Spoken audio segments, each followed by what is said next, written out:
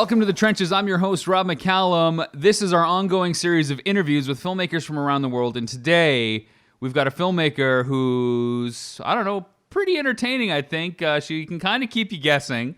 But she's, at the end of the day, very professional, and she knows her craft extremely well. With me on the line is Allyson Reid. Allyson, are you there? I am totally here, coming to you from Toronto, where it's very cold and soggy. True story, eh? I hear there's like a winter storm coming that way. That doesn't sound nice.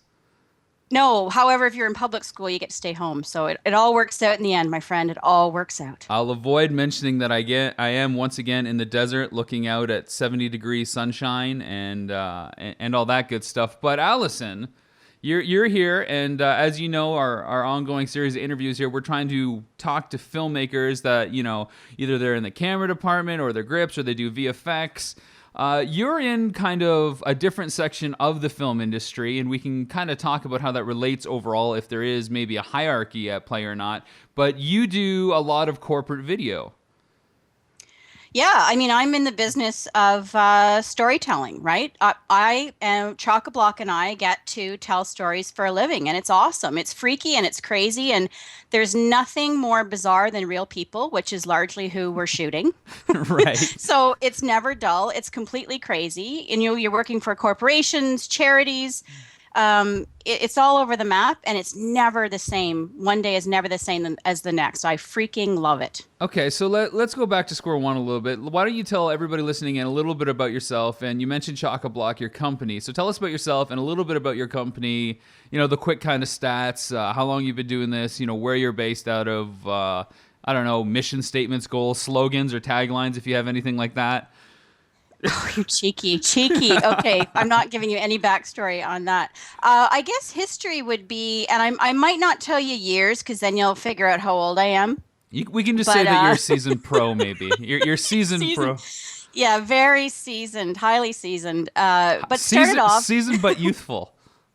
Oh, thank you. Started off in the film business proper. So I've done a lot of American series, Canadian television series, really horrible movies of the week, with bad B-movie actors. If you think about where is Kate Jackson now, I've probably worked on that show. Okay. Not that she's a bad actor. I'm just, using an example. Random example, no vendetta. It's okay. But the wicked thing about starting off in that business, especially at the time that I did just out of a recession, I learned how to do things well, and I learned how to do it with politeness and kindness. And it was in an age when people ran for stuff on set because they wanted the day to move along quickly. Actors were polite to crew were polite to actors. And I got to move around, right? Like I was a TAD, I was an assistant a trainee assistant director, I was a camera assistant, I was a PA, so I got to be in the office, on set. It was an incredible place to learn how proper filmmaking happens. Yeah, so you cut your teeth on quote-unquote real or quote-unquote normal, productions or shows, what people would come to expect of what day-to-day life would be in the film industry. Absolutely. And then some sort of crisis or turning point occurred, and you said, I'm going to stop doing this and do corporate video. Is that how it happened? Yeah, actually, it was a pivotal moment in my life in camera. In the morning, we could be locking off Yonge Street with an 11-camera stunt. We could be in Mississauga in the afternoon blowing up a car. It all changes. But there was this moment where we had been out on the road. We were in like our 15th hour. We had done explosions. We had thrown people off buildings, et cetera, et cetera. All on purpose. Everything was on purpose. No accidents. And I had a director come up to me and say, oh, Allyson, I left my red mittens on your camera cart like 6 hours ago and they're gone. And it was just like, dude, really? Are you kidding me? And it was sort of a light bulb moment, like, wow, I'm so over this. Yeah, that would pretty much do it. Oh, you poor director, you. Yeah. So it was the red mittens. It was a career changer. I'm surprised I haven't seen a short from you called The Red Mittens. Where are they now? What have they become? So, I mean, when I do corporate video, and that's basically how I've made my bread and butter for the last 8 to 10 years in part-time and then full-time capacity. And of course, we've worked on some stuff together. We can talk about that later. But my illusion getting into corporate video, because I wanted to be a writer director, because what else would you want to do in the film industry other than those two big, massive, positions? I said, okay, I think that if I make money doing corporate video presentations and conferences and demo reels and promo reels and product spots, I can take that money and somehow just keep a little bit for myself, nickels and dimes to pay the rent and feed myself, and use the rest to make this big budget film. Now, reality started to sink in as I pursued this plan, and it's always important just to have a plan and figure out the reality of it. What do you think? Is that a realistic way of working, to use corporate video as an income to make other movies? And is this something that you've heard of before, other filmmakers trying to do? Yeah, quite honestly, Rob, with all due respect, I think that idea is whacked. There's no way, as my uncle would say, there's no way in a month of Sundays that would ever freaking happen. It's just, it's an impossibility. First of all, can I just back up a little bit? Go ahead. I would just like to say, and there may be people in my industry screaming around the world, but I would just like to say that corporate video really is a term that doesn't apply anymore. Okay. Because we're all producing content that eventually ends up online. Right. So, not to sound cheeky, but it's just as important for me to get eyeballs on screens as it is for Spielberg. Yeah. If someone comes to me and they want something for their internal, intranet system, they give me 20 G's to do whatever kind of video, and 3 people watch it, I'm probably not going to be asked back. So it's all about the storytelling. So that's one thing. But it oftentimes, depending on how many productions I've got going at once, I don't even have time for laundry, let alone work on a new script for my latest feature, right? So for me personally, it would be an either or thing. Mm-hmm. Yeah. And then once you get into the house and the kids and all that nonsense, I really do think you kind of have to choose. You don't have to stick with one thing. But I think that, there was I think you were delusional, my friend. Yeah, there's definitely a delusion, which is probably why it took 8 years for my first feature to happen. Now, thankfully, I had a client who paid me very well on one contract, and I worked my ass off, and the amount was in certain excess. But at this time, I'm married and have another income stream coming in with my wife, and she was kind enough to let me divide my income stream to put towards the film. But that wasn't part of the original plan. Oh, God bless her, totally. But let's touch on something that you hit on there. Corporate video doesn't apply. You're still trying to get eyeballs on the screen. Why is it, do you think, that corporate video is looked down upon or thrown into the dark corner of filmmaking or movie making? Because I completely agree. We're making content. People got to look at it. It's got to be of a high caliber. I think in some ways it's almost got to be higher quality than some of the shit that we see out there today. Because it represents a brand and a company identity. And you also have to have complete and total utter respect for your audience. The viewer is everything, because not to sound all woo-woo or anything, but people have a very different relationship to their computer screen as opposed to a movie screen, right? So I can get away with things. I can have people talk directly to camera, i.e. talk directly to viewer, in an emotional way, and it's not seen as frightening, creepy, or weird, right? Yeah. So I think that that's part of how it's changing, and why I was saying that corporate video doesn't really apply anymore. But when I'm at parties, there's 2 people that people avoid, I find, right? When you're having your burger and your beer. Primary school teachers and corporate video producers. Once someone asks you what you do, and you say, "Oh, I produce online video content," or whatever, you can see their eyeballs glaze over. But I think it's because it comes down to all of those stupid training videos we've seen. Yeah. And that is immediately the category I'm put into. I mean, we've been shooting polar bears in the Arctic, right? Right. Telling heart-wrenching, heartwarming stories of triumph over adversity, all that kind of stuff. But that's not what the general public thinks of. So I can't stand all those filmmakers all through the years that were teaching us how to use a bandsaw, because it's ruined it for me. Yeah, and I think you totally nailed the the nail on the head there. I think there's a style perception that goes counter to entertainment that instantly comes off that it's going to be didactic, instructional stuff that people have to sit through. They either think of training videos when they first start a job, which nobody really likes starting a job because that means they've not been in another job, or they're just trying to make some money and they're desperate, or they think back to like educational films in school. So let's find out where babies come from first, and then these creepy diagrams come up. So I think that we're fighting a little bit of a stylistic impression on us, but I think the internet is doing a lot to change that, because with the whole idea of viral videos and how to get videos viral, I think at least clients are willing to be more experimental with the kind of content that they want to explore versus, no, we kind of had another training video, we just wanted to update it a bit, make it a little fresh because our Betamax tape doesn't play as well as it used to. Well, and I think also that corporations are realizing the value of their online library. Right.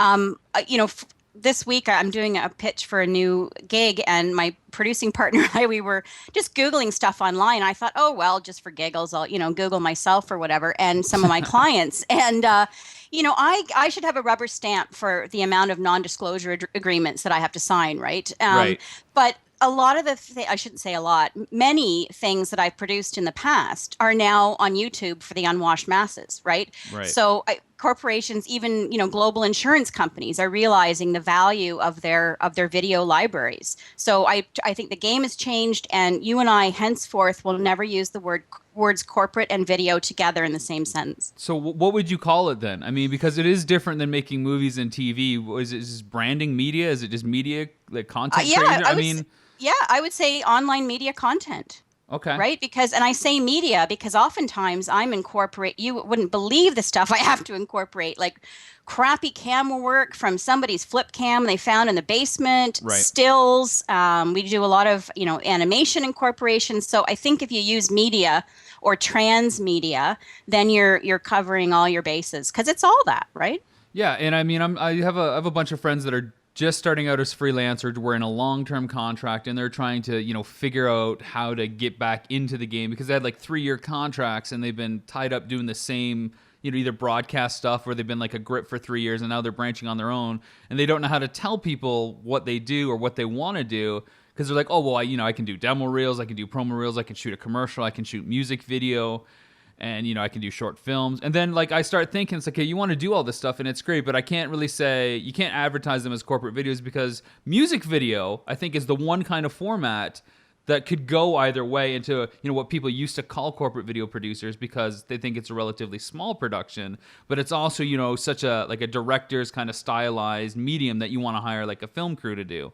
So I'm down with media content creation, a transmedia overseer of awesomeness.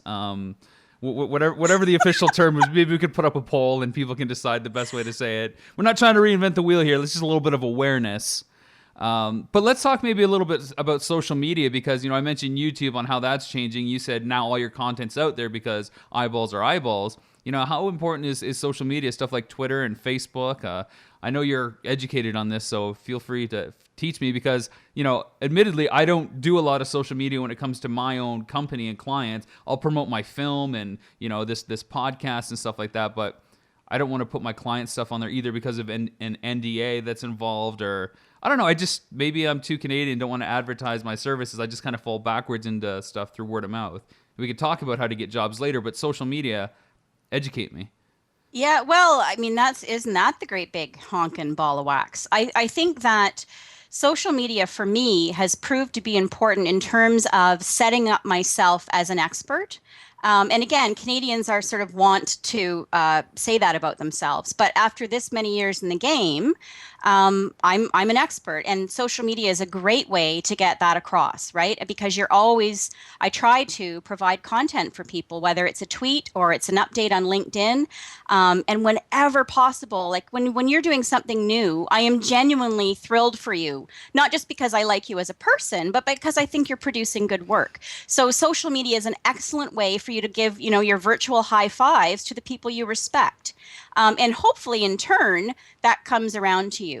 So it's been super valuable for me. But in terms of clients, they're just now realizing, like I have lots of corporate clients who have a Twitter account that's unactivated because they're just afraid to get in there. I mean, look what happened at CTV in their really crappy attempt at live streaming the Oscars. I mean, it turned into, Well, I mean, a I tweet, a I don't know. Twitterama the Yeah, next day. like So, because we don't get CTV down here in right. America. I mean, tell me what happened. How badly did that go? Well, it was stuttering, stopping, not for everyone, but stuttering, stopping, starting, and 8 million. I'm exaggerating. Okay, maybe 7 million commercials. The thing is when Adele's singing her big song, you don't Yeah, cut away to a commercial, right? Like, right. I realize when we're watching free online content that there has to be some branding. Hmm. I'm not a tool. I grasp the concept. Yeah, But anyway, the next morning it blew up and people were pissed.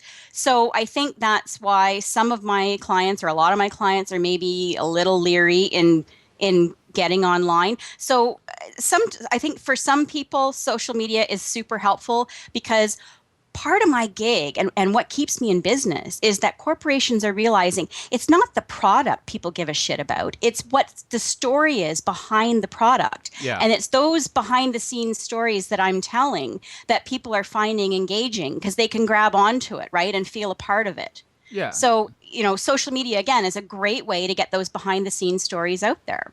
Yeah, I mean, I think again, you're speaking words of wisdom here. I think once you tap into that emotional connection, the story of, then you're talking about human beings, coming up with ideas, failing and redesigning, marching towards that goal. That's an archetypal story that people want to see. I mean, that's storytelling. That at the end of the day, whether it's 90 minutes or 3 minutes, that's storytelling. And again, this just goes back to, well, there is no such thing as corporate videos. We're all just telling stories in different formats on different platforms. I think it's interesting that CTV wanted to broadcast the Oscars. Of course, down here that doesn't happen. Everybody's really fighting the whole online presence, and mark my words, as far as talking technology, the world is going to be Netflix and Hulu based, and like everything on demand, kind of basically built-in DVRs within the next 4 to 5 years. I think you're going to see like the ABC app or the NBC app like in a built-in set-top box or built into your TV, or Apple will come and offer that. So when a new episode comes, it just, like podcast subscriptions, it's there for you to watch when you want and how you watch.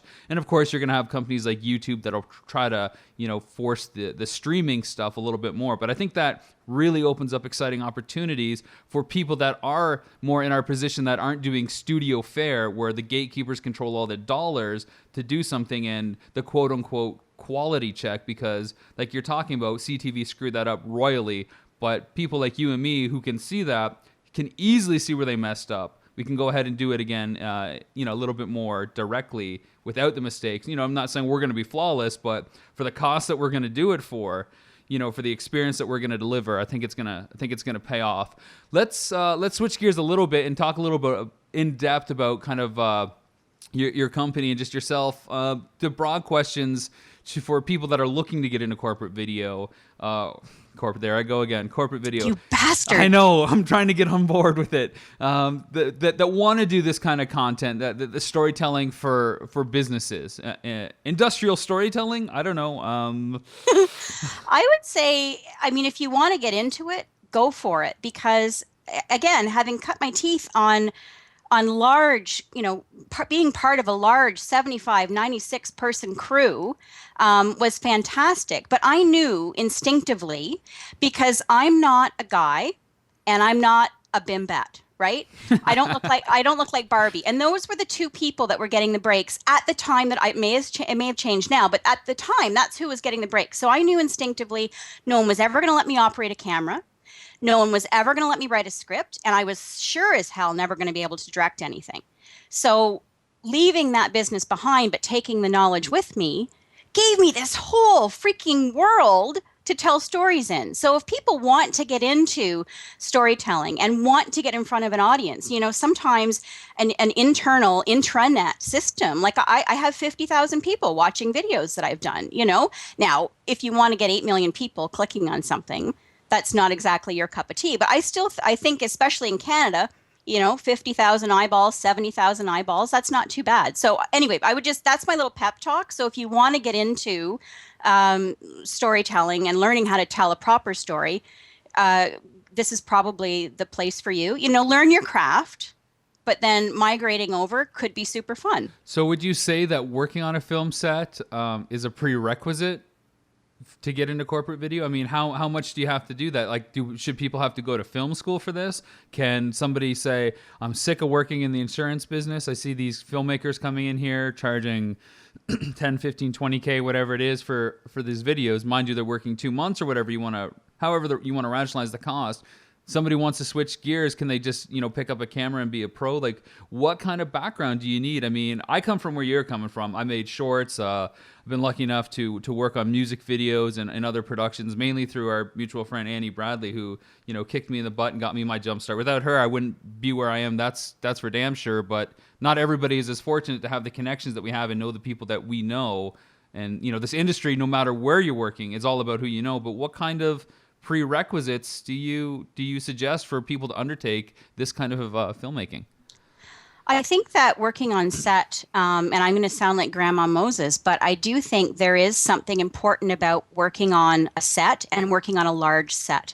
Because if it's run properly, you get to see how hierarchy works. Hierarchy isn't in place to stifle people because you're all working towards a common goal, but it's set up in place so that you get your freaking day, right? And then you go home, go to bed, and do it again.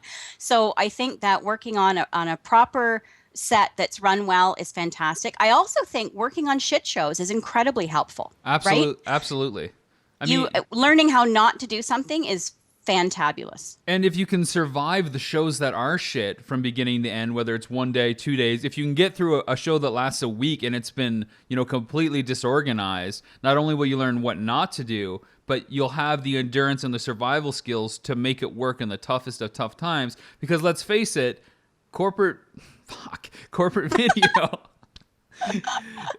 Video making, no matter what, is hard stuff, and you never know what's gonna come at your way. I don't want to get to some of the. Go ahead. No, I don't mean, sorry, I'm all excited. I don't mean to interrupt, but here's the thing. I often get clients who tell me, you're unshakable. You never get rattled. Like we can't, so you sort of don't get jostled.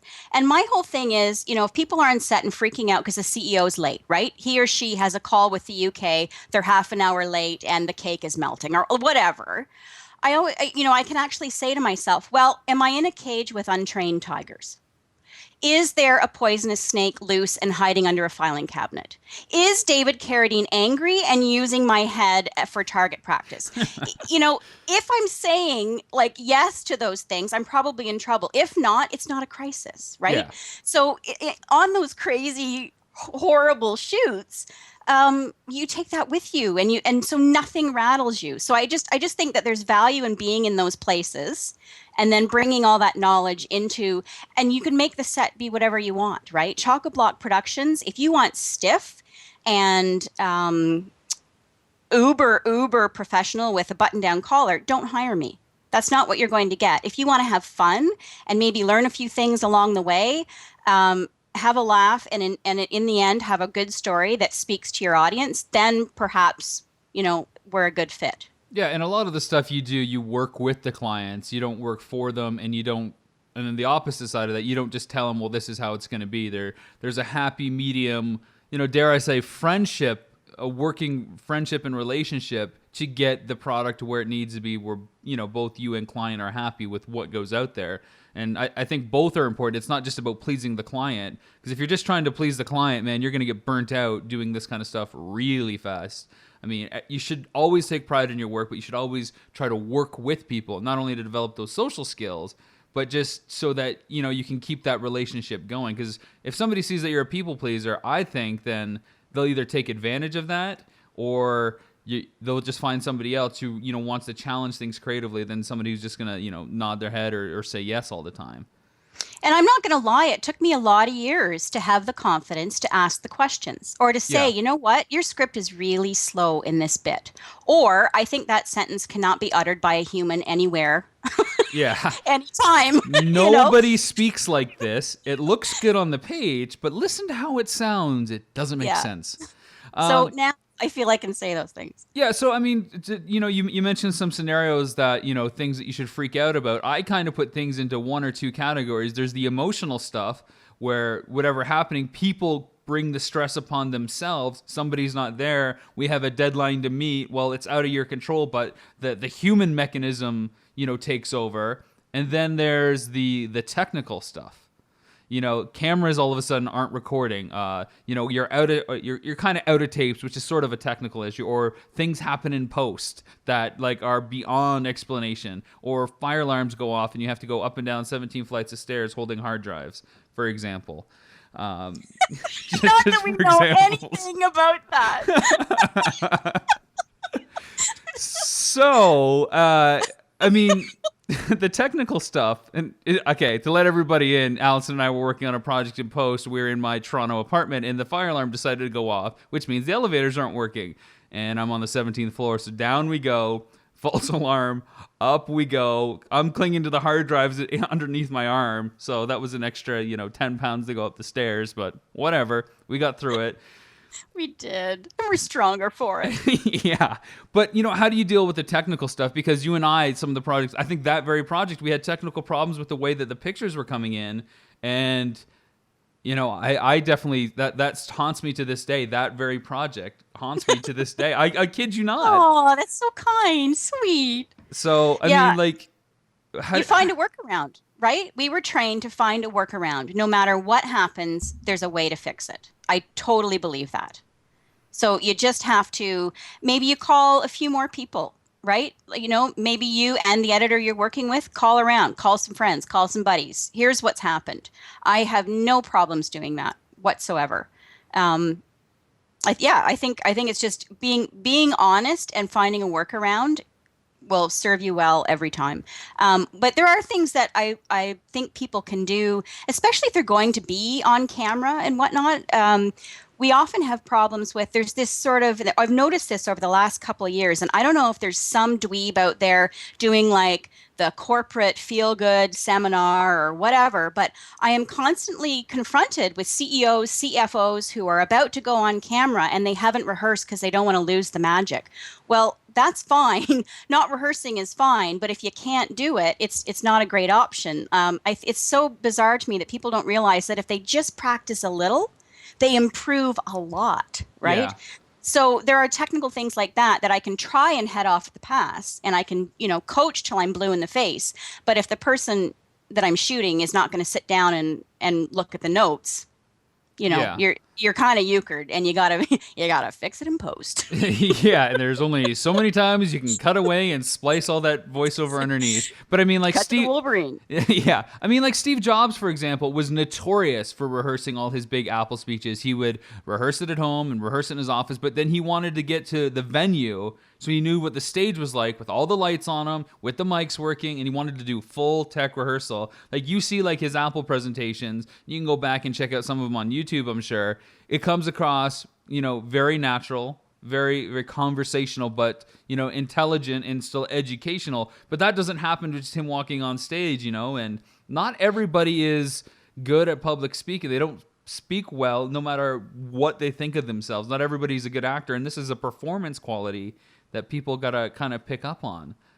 And also, if you're about to speak and it's being recorded, if you're really practiced and super secure in the material, it doesn't matter if the projector breaks down. It doesn't matter if you go to the wrong slide. Whatever happens, whatever kind of proverbial shit hits the fan, you got it covered, right? Because you can ad lib till the cows come home because you've worked on your material. Yeah, you gotta know your goods, and that doesn't mean memorizing word for word every single pronoun or article.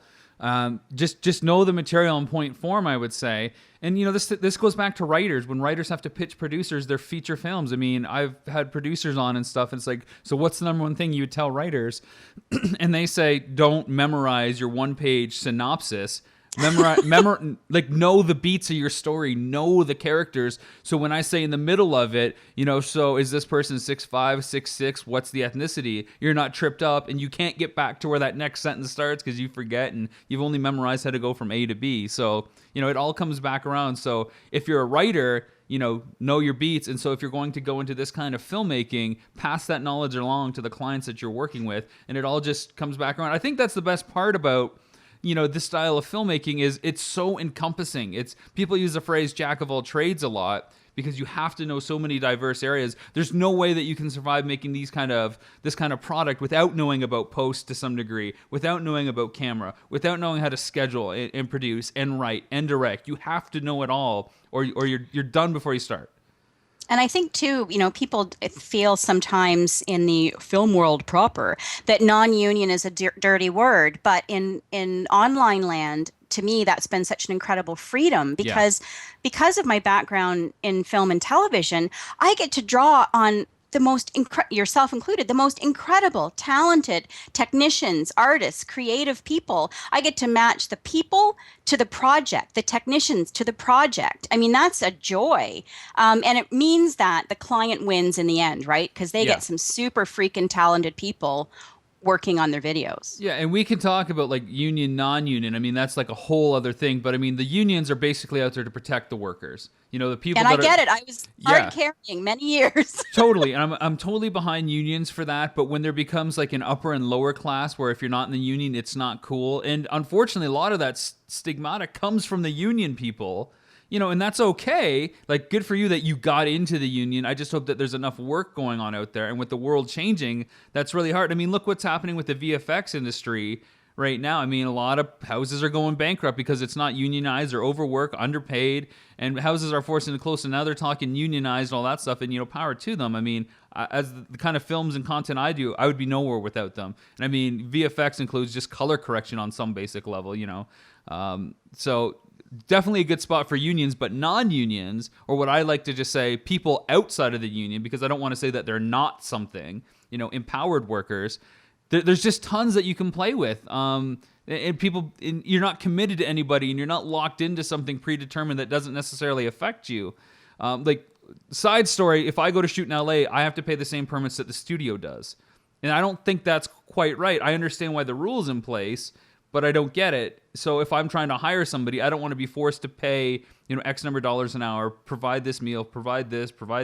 I have no problem crossing T's and dotting I's, but let's take a look at the scenario that, that's being, put forth. So I think going outside a union rules and regulations is actually incredibly, empowering and freeing, which is part of the reason that you and I don't do union stuff, that we, decided to pursue this life so we could do kind of what we wanted in that area. I mean, what do you think?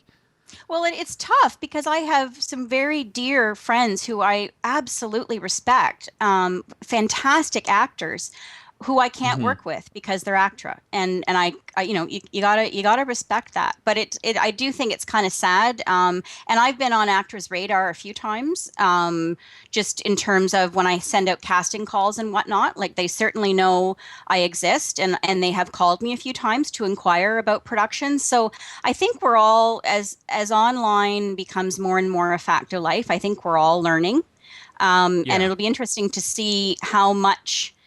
Big Brother, I'm not saying that that's ACTRA, but in terms of, it'll be interesting to see how much that sort of Big Brother vibe, how much regulation will come into play. Because right now, I can do whatever the hell I want, right? Which is so friggin' awesome. But I can see whether it's governments or whoever, I'm sure the writing's going to be on the wall. Yeah, and ACTRA, for everybody here in the States, is basically the Canadian equivalent of SAG. It's the actors union up there.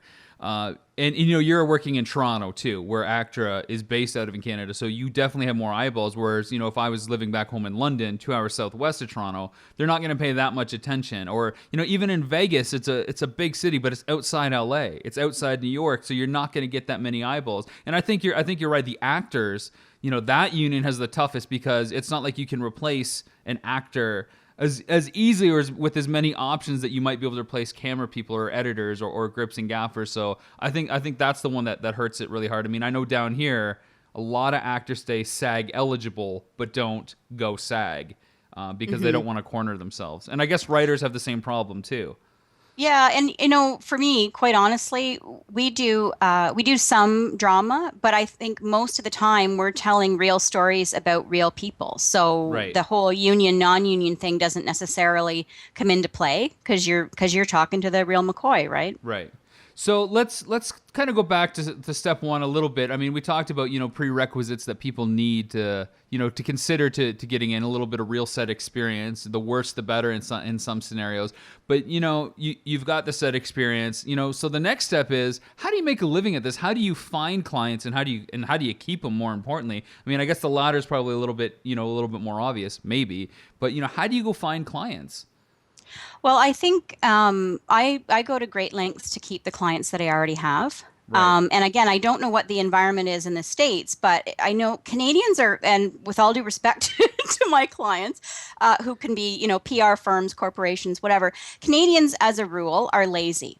So they don't want to look at my reel. They don't want to click on my website. They want to phone Kara or whoever and say, "Oh my God, I need a video by Friday at 4. Who can I call?" Right? They've never looked at a thing I've done, but if Kara says, these guys will get her done, that's the phone call that I get. So quite honestly, it's the sort of that kind of lazy person's approach that has kept me in business, right? It's those panic phone calls on Tuesday afternoon kind of thing. And it's respecting your clients, and whether it's an email or a phone call or a conference call or whatever, I always, always, always try to be the most polite person that I can be. And also, this is going to sound totally cheeseball, but I try to be in those moments a leader, because I think sometimes people, even if they haven't hired you yet, they're looking for guidance. Right. And if they can get it free without committing, then then that works too. I mean, that's kind of what I'm doing with these interviews, right? I'm profiting by everybody else's experience and just kind of collecting my own little hoard of, nest egg and advice. But I mean, like, you've been doing this for a while. You're seasoned yet youthful. But let's talk about somebody who's just starting out. Like, pretend that I don't have any experience. I've just come off doing some shorts and some music videos, and I'm sick of it. I don't like what's happening. It's too disorganized. I know I can do better. I want to create content. Do I look in newspapers? Do I go door to door asking people? Do I look on Craigslist? I mean, how do Yeah, I go get clients? I would start with mom and pop shops, because then you're not dealing with an internal communications department. You're not dealing with HR. You're just dealing with the person who makes the decisions. Okay. So I would start there, right? If you have a specific industry that you feel a certain pull towards, if you've always wanted to work around race cars and you think you could make the best car videos or car lot videos or whatever, then target target that industry, I would say. Because the thing is that storytelling is something that you have to do to get better at. If you're traveling and you're hiking through a village and you want to hear the history of that area, you don't go to the youngest kid on the street, right? You go to the Right. oldest, most leathery, wrinkled person to get the best story you've ever heard. Anybody that looks And like a baseball glove would qualify in this case. exactly. But that means they're going to tell the you're laughing. That means they're going to tell like the best story ever, right? Yeah. Because they've lived it. So it's not enough to hang out a shingle and go search for biz. You got to learn how to tell a proper story, and you're going to screw up. Quite honestly, you are totally going to screw up, and I would rather do that small, where you can fix it and make sure the client is still happy, rather than get in over your head and go, "Oh, sorry, Samsung, made a boo-boo." Yeah, so I mean, mom and pop shops, totally on board with that. Now, do you recommend just picking up the phone and cold calling, or do you suggest just going in with a business card? I mean, somebody like me in this scenario, I don't really have anything to show other than some short films that I was a grip on or a PA, which really doesn't represent my ability to tell stories. So, like, is it just a call and say, hey, my name is Rob McCallum. Look, I'm new to the area. I'm a filmmaker, but I'm doing a lot of stuff that might help, you with your company. Can I come in and maybe set up a meeting, to talk about some options? And of course, it's always easy for people to say no right away and, hang up the phone. Or should I just walk in and confront somebody? Like, Well, I mean, when you get what I'm doing, and I'm pretty open about what I'm doing. I think holding your cards close to your chest doesn't really help anyone. But what I'm doing is I am finding so much joy in doing work for not-for-profits. So I know, cue the violins, but it's true. So I actually go online, look at the not-for-profits I would absolutely be deliriously happy to work for, and I just call them up. I figure out who I figure is in charge of, media, whatnot, and just ask to speak to the people who send out the RFPs, right? Or just send out the call for an RFP. What's an And RFP to let people know? request for a quote. Yeah, I just find out who's doing that, and I just say, hey, what are the chances of me getting on that list? So Right. I'm a little cheeky at this stage, but then I can also back it up. I can say, here's some of the work that we've done. I think our client list at this point is pretty impressive. So at least I get taken seriously. So I would do that.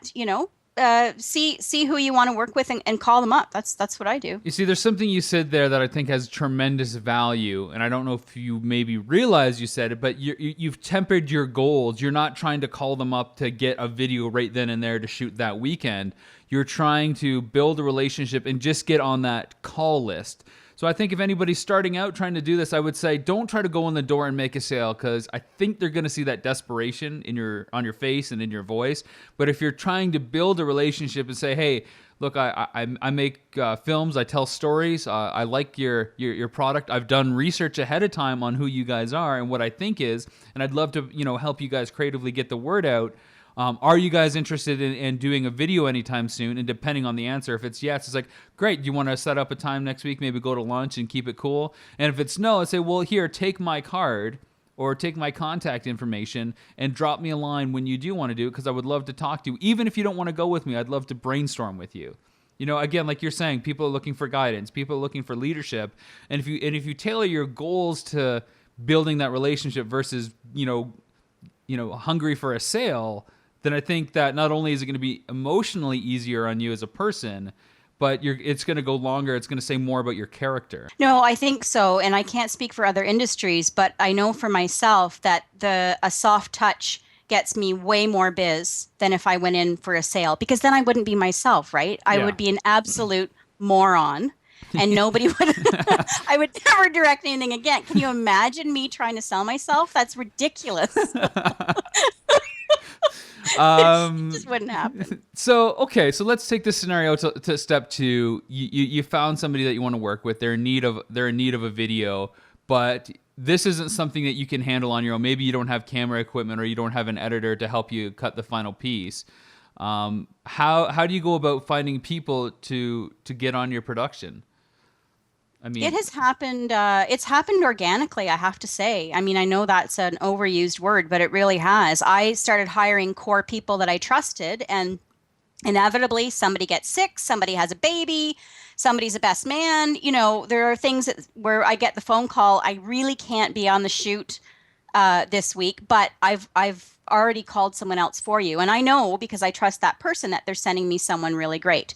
So that has happened completely organically. I've never, other than editors for specific projects, I have sent out once. I did a Craigslist call, believe it or not, to find some editors, and I found some good people, some really good people. It's just everybody I knew, including you, was busy. Oh my God. Okay. Well, I just went through 20 people. Well, who do I call now? Like, right. So you can send out a call. Yeah, I mean, I would recommend the same thing. I mean, if go beyond your circle and don't be afraid if that person isn't living in that city. There are technology, and where we are now can make things work. I mean, FTPs, even shipping a drive overnight for the $20 it might cost. It's a logical way of doing business. I mean, people want, especially in Vegas, they're like, oh, if you're in LA, don't even bother calling us. It's like, I can't believe you'd be like that. Maybe it's more of an attitude difference between the people in that city versus the people in this city. But I mean, like the project I'm on right now I can't say too much, but it's developing a social app, and the coders are in Russia. We have our manager leads in Seattle and New York. I'm in Vegas, where some of the other staff is, and some of our content developers are all over the world at any given time. So if that project can go on, then anything can really kind of go on. So I don't. Anything's possible. Well, then that's just Yeah. it. So I would say if you don't know anybody, in your immediate city, see where people are, see what their schedule is. But yeah, I would totally endorse Craigslist. I don't know too much about Kijiji. It's not that big down here, but I know it's a more of a relevant option in Canada. But you're not going to get like a million hits back on your posting, and people are going to really scrutinize what you're asking for. On one of our other shows on the Wired In Network, we just started a segment where we critique film postings on Craigslist, what people are asking for, and how ridiculous it is and how it isn't. So we're going to follow up on that. So stay tuned to the show on the Wired In Network to see how that game plays out.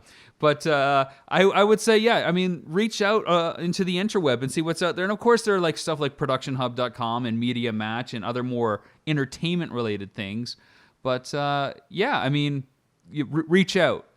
You'll never know until you reach out. Yep. And I think that wherever possible, it's awesome if you can interview the person first, right? Because I'm pretty good at picking up vibes. And you kind of know from the telephone call at least whether it's a fit or it's a possibility of a fit. And also, another piece of advice, if people are not asleep by this point, would be how could they possibly fall asleep to this stimulating conversation? The dulcet tones. Don't be afraid to set up your own kind of set atmosphere. I learned a lot from watching one of my absolute all-time favorite mentors on the planet, Ron Oliver. Fantastic, fantastic director, super fast, quick mind. But he sort of set the tone on set, and the crew, myself included, we wanted to work hard but we wanted to have fun, and we wanted to make sure that he had fun. So don't be afraid to say that from the offset, And I'm very clear when I send out my call sheets to the crew about a shoot. I'm like, I don't want you smelling like cigarettes. We're not going to chew gum in front of the client. Keep your hoodies at home. So I sort of hit all of the things that have happened in my career that weren't cool.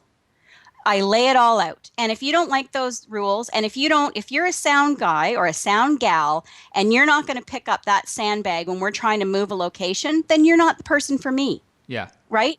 Like it's all about setting up your own boundaries and your own set and your own atmosphere. So I'd also say to people, don't be afraid to do that, because that's partly why people hire you back. If they like what you got going on, it's so much about the experience. It's almost like the video is secondary. If they've had a blast shooting and have learned something, you're aces. And that experience will translate to the final product. I mean, it's like what people say about food. 70% of the taste of food is the presentation. If they like what they see on their plate, they're already kind of won over.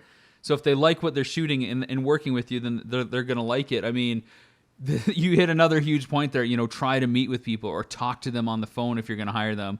You ready for this? My indie feature, hugely effects-driven project, over 400 shots. I was so excited to be done production phase, going into post. I hire a guy from India. There was no phone call. There was lots of Skype back. Well, not tons of Skype. Lots of emails back and forth. Was one of those too good to be true scenarios where I can do all your shots, turn around in a year and a half, and it was for less than I had left in the budget, so that's another plus. How do you think that worked out? Because I didn't probably do enough research on this individual. Oh dear God in heaven. So share with us, Rob. So it did not work out well. 2 months went by. I didn't get I got one 3-second sky replacement shot that I could have done on my own.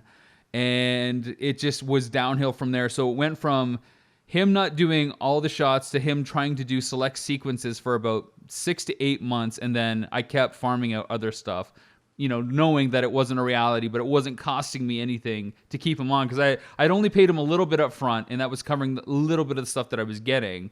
And he actually ended up refunding me some money because he knew that he couldn't keep up. So I got really lucky there, because he's from India and stuff like that. Mind you, I had my producers email him and call him and stuff like that and intimidate him a little bit. But you kind of have to. And, I totally made that mistake of not interviewing and not calling. So when I got all my other guys to replace those sequences, it was a phone call or a meeting at Starbucks. And, you're right. You can really pick up that human emotion. So don't do what I did. Don't entrust your film or your project to someone you've never met or called, because it's your ass on the line. It's your reputation.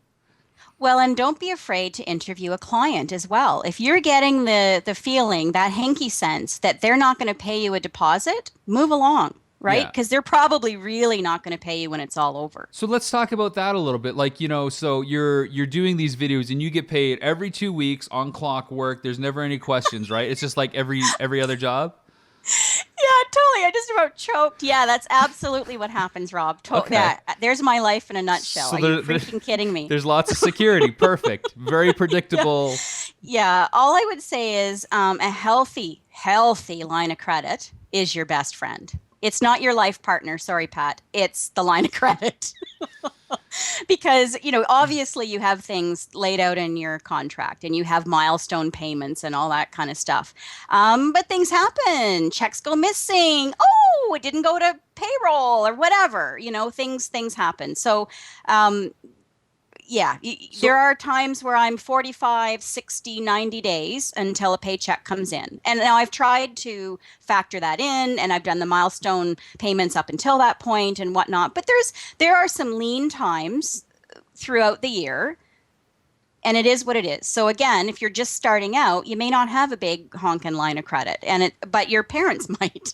right, and you just got to really take stock of your situation. If you're living with your parents, well, then you're not worrying about rent and probably food to some point of view. But I guess so is the milestone thing that you like doing a little bit up front, and then like depending on the project, if it's like a 1 weekend turnaround, obviously the milestones are really kind of Yeah, hard to do. I guess we kind of work like my friend Ivan. He runs Viz Inc. We do lots of work together, and he and I have often talked about payment and how to get better at it.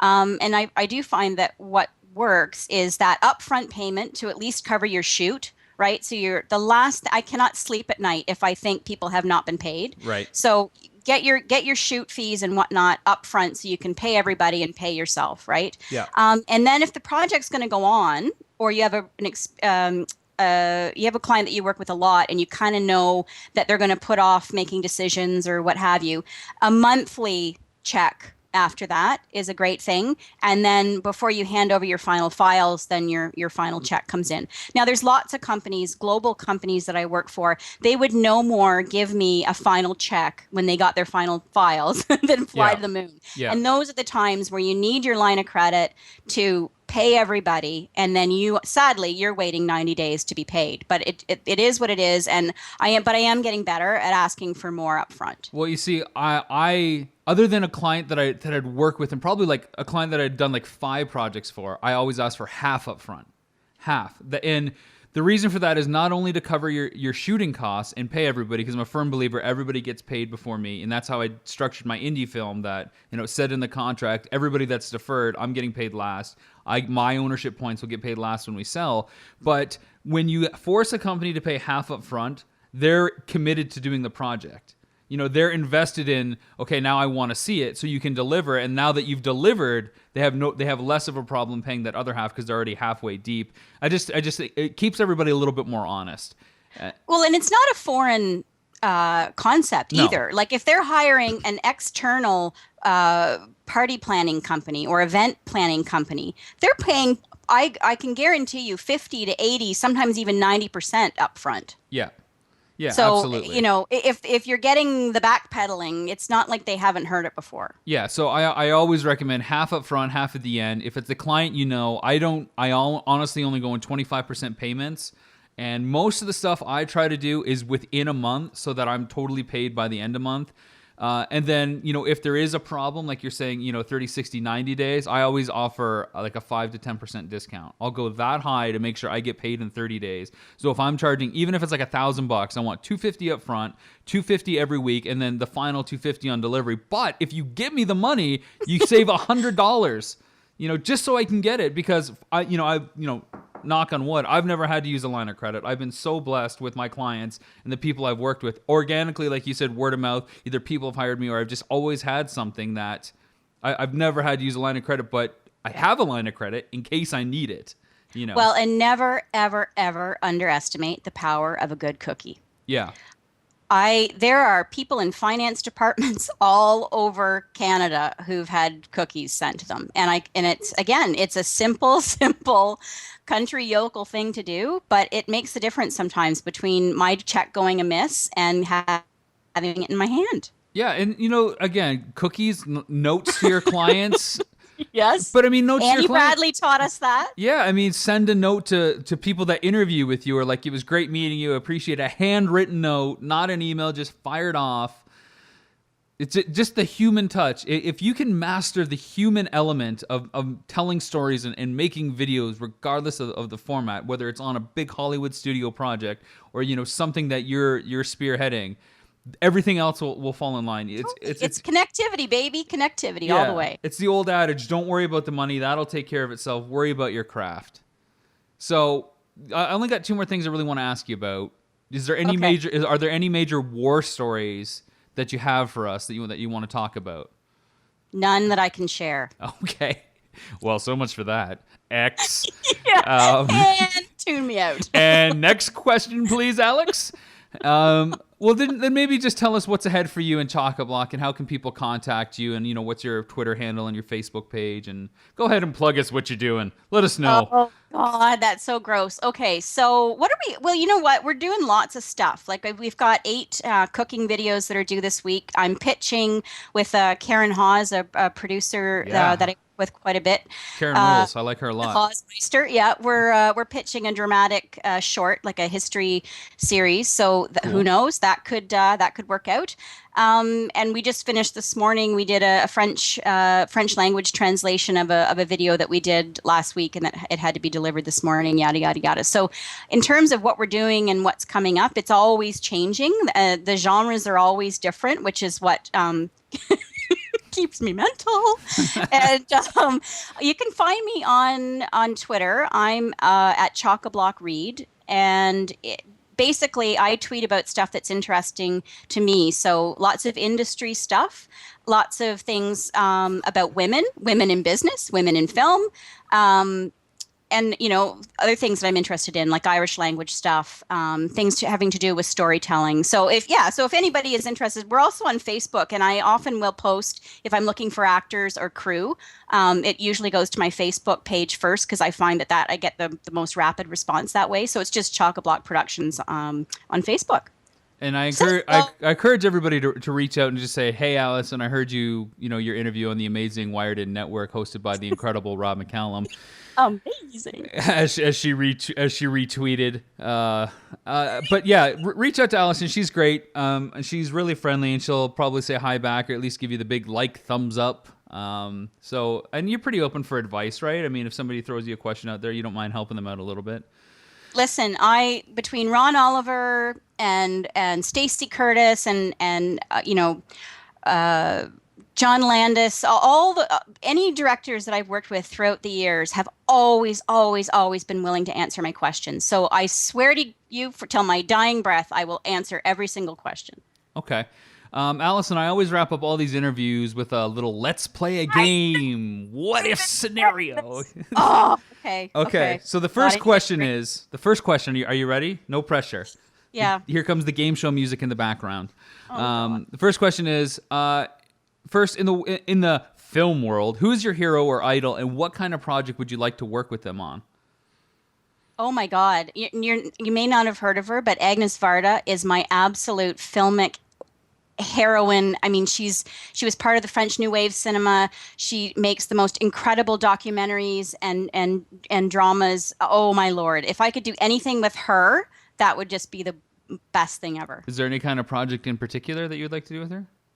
Oh, some kind of crazy documentary featuring like quirky people. I would just adore that. So like a traveling midget circus wrestling ring. Something like that. Am I allowed to say midget? I don't know. Little people. I'm just segregating everybody. Yeah, exactly. Nobody's safe here, Rob. Nobody's safe. Okay, the second question. You can go back in time and work on any production. Who, what, why, and what role would you like on that production? Oh my God. It's an easy one. No, it isn't. Okay. Think any production that's existed. What production, or who would you want to work with, and on that production, and what role would you like on it? It's simple. No, it isn't. It's the woman who doesn't watch films and doesn't watch TV. I know I shouldn't say that. You're highly versed in current content. I would like, you are not going to believe this, but when my sister and I were little, we didn't have, it was in before the days of cable television, right? So we were very limited. We had like the rotary to try and tune in the channels. Yeah, whatever. Clear nights, we got good reception. There was a show, and her name was Dinah Shore. It was like an interview show.